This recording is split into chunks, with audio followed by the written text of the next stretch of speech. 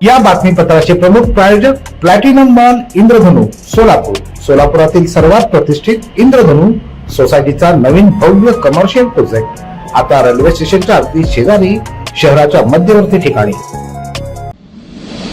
सोलापूर विमानतळावर 25,000 लिटरची इंधनाची टाकी बसवण्यात आली. मात्र याचबरोबर विमानतळावरती मोकाट कुत्र्यांची समस्या निर्माण झाली आहे. यामुळे विमानांना हवेतच घिरट्या घालाव्या लागत आहेत.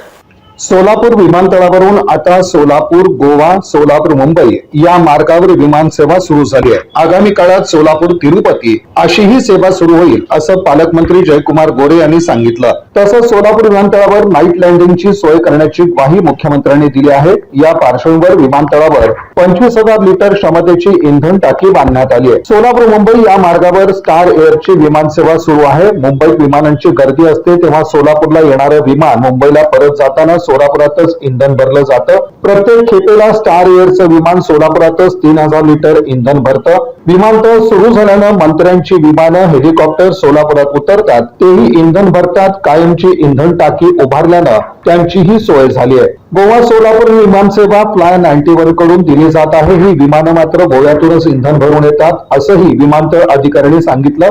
प्रत्येक खेपेला मुंबईला जाणाऱ्या विमानाला अंदाजे 3,000 लिटर आणि हेलिकॉप्टरला 1,500 लिटर इंधन लागतं.